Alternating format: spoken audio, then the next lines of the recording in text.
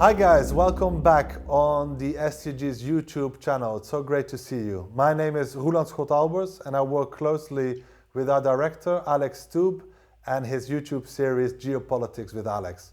We are super excited that you have so many questions and comments for us, so we decided to delve into some of them a bit more, starting today and starting in an important week. The World Economic Forum is happening in Davos. And this is raising a lot of questions and comments from left to right. Somehow this event manages to get stick from both anti-globalists and also the far right. And we are lucky to have Alex in Davos attending this conference. So let's go over to Alex. Hi Alex, great to see you. Hi, nice to see you.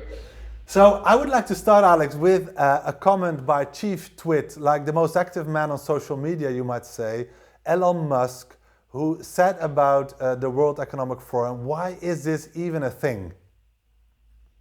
Well, usually when 3,500 people from virtually every country in the world meet together, it is a thing. I mean, this is a sort of a melting pot in a sense that you have 600 CEOs, you have over 50 heads of state to government, another 300 ministers.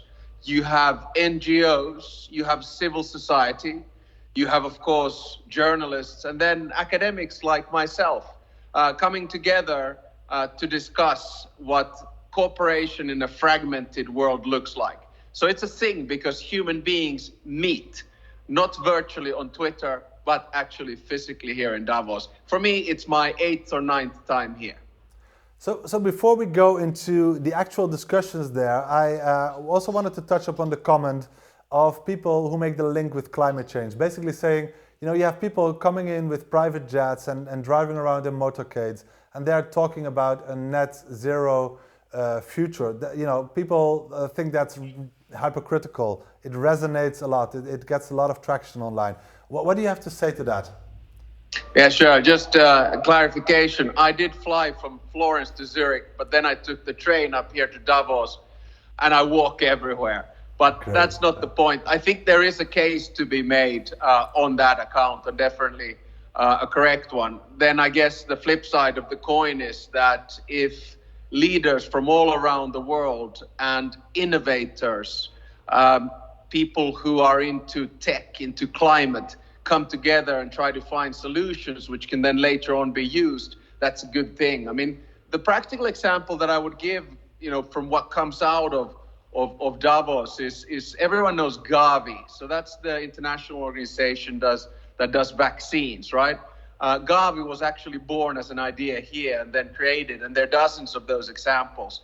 So you can always find, you know, negatives of people coming together and how they travel, but hopefully the negatives lose to the positives. Well, actually, you gave me a very good segue there, because basically, you know, we had a look on the social channels and Twitter in particular to see what people were saying at the actual conference.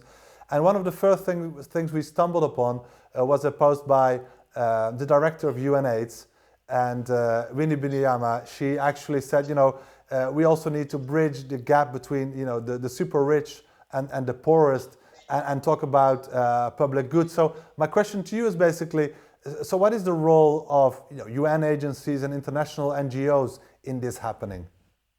Oh, it's very big. You know, they come here in large numbers from pretty much all around the world. I happen to stay in the same hotel with two reps that I took the funicular up with to Schatzalp that came from American NGOs. And they're, of course, here to lobby or discuss with both business and then political leaders. So I think the sort of basic thinking here is inclusivity. And I know that sounds a little bit bizarre because a lot of people who are not in Davos or not engaged in the World Economic Forum, they actually feel very excluded. So as one of these events of so-called young global leaders, and I know I'm not young anymore, I'm just an alumni in that club. But nevertheless, one of the questions that was posed to Klaus Schwab, who founded this organization some 50 years ago, was by a refugee from Africa who had come to Davos by invitation. Exactly the same question. You know, Klaus, what is the value added for people like me, or in monetary terms for the lower echelon of society? And I think those are the types of things that we're trying to suss out and understand here. And we've seen that also the First Lady of Ukraine and actually also President Zelensky, they're both on the program this year around. And Alex, you are a keen observer of everything that's going on in the war in Ukraine, and a lot of the feedback we get on your series are that's all about that topic and your views on that. So I'm very curious to hear. For example, the speech by Ms. Zelenska, she talked about peace. What did she say and what did you think about it? Yeah, I mean, again, there are a few hundred, if not thousands, of speaking events, and you sort of pick and choose where you go. I didn't participate in it, but I did read the script from it. And her message was that let's rely on President Zelensky's 10-point peace plan, which is launched and which we actually talked about, if you remember, in one of our geopolitics series as well. And I think what the Ukrainians are trying to do here is to make sure that the momentum of support for Ukraine continues. That is why she spoke here live and then President Zelensky virtually. And I think it's very important to keep the pressure up because, of course, we are approaching the first year of the war in about a month's time. And there are those people who want to end the conflict. And of course, all of us do. But the question is on what terms. So, for instance, I was in a panel just a few minutes ago with Tony Blair, and we discussed a possible solution to the conflict. And in my mind, it's simply to go back to the borders of 1991, because if you allow of Ukraine, because if you allowed any leeway for Putin, he will just think that he can continue to do what he does.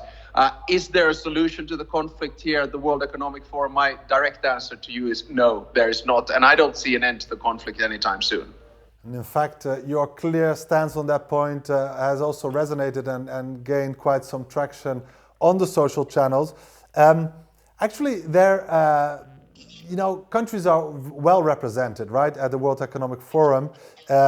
There's a strong Indian delegation I saw. So I was wondering, how are countries using this venue to advance their agendas? Yeah, so, usually every year there's sort of this, rock and roll country, if you will. So if you think about 2017, in November 2016, Donald Trump had been elected president of the United States, and Davos was in January 2017. So who shows up? President Xi Jinping. And he basically gives the message of free trade, of fight against climate change, of multilateralism and international cooperation. So he was the rock star in town then. Now, this time around, Prime Minister Modi, from what I understand, is not here, but the Indian delegation is huge. I actually heard that there's 60 people from China, and that's around the vice premier. But the Indian delegation, I don't have a number, but I do know that it's 4 times bigger than the French delegation. Now, of course, you can say that, well, France is a smaller country. But there is this sort of India house, right, where India is promoting itself. There's a lot of Indian business here. I was in a government and technology discussion where there were 2 business men from India. So India is very strong, and you can sort of sense it and feel it. And the whole sentiment that India is basically taking an important role on the international stage. Final point on that, of course, if you look at demographics, we will all know that according to estimates, India will become the most populous country in the world April this year. And I think that is not only symbolic, but also practical. Yeah.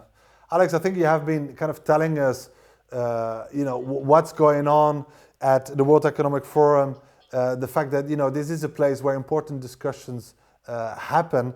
How do you think that the World Economic Forum can concretely contribute something to dealing with what some people call the polycrisis, the fact that we're dealing with many different crises at the same time, starting with the war, climate, energy, and of course a big economic and financial crisis. How does the WEF concretely contribute to solutions?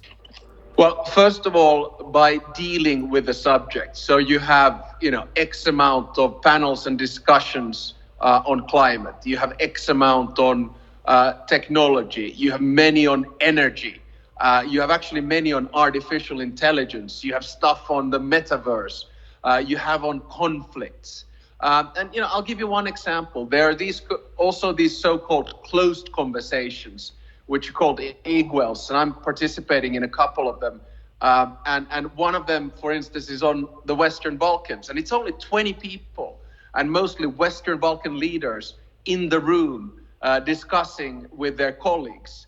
And we all know that the Western Balkans is an extremely sensitive area at the moment, with the different tensions taking place between, for instance, Serbia and Kosovo. So that's a concrete way in which problems are solved. You have a lot of Middle Eastern and Gulf states here who are key, not only in the energy transition, but as geopolitical players at the moment, as Europe is trying to wane itself off its dependency on Russian energy. And by the way, just to point on that, no Russians whatsoever here. They're basically banned from the rooms. So I would say that it's sort of a mosaic of people from different backgrounds and different places coming together to try to find common solutions. And we live in a world which is very global, but there are not too many places where everyone sort of comes together. It's of course more informal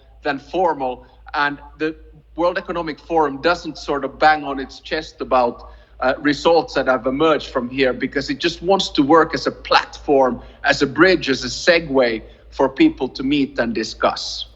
And you, Alex, you have been participating quite a few times now. What do you get out of this event?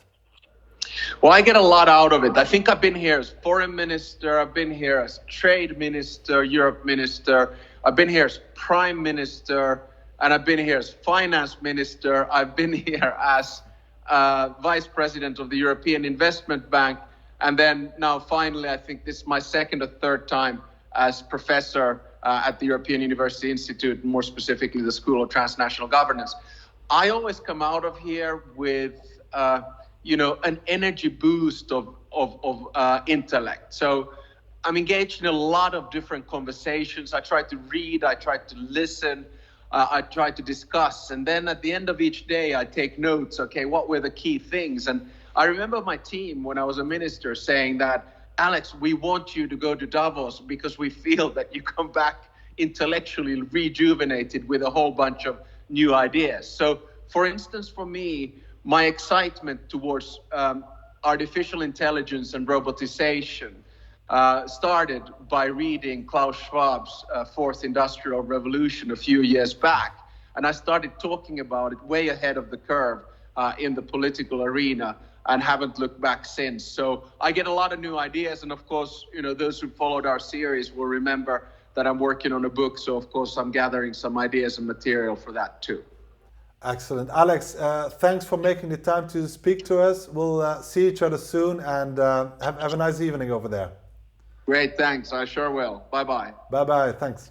Thank you for joining this first episode of Governance This Week. Make sure you subscribe to our channel, leave your comments and questions, because that is what keeps the conversation alive. We very much look forward to receiving your comments, and we'll be back next week to delve into another issue on the global agenda. See you next week.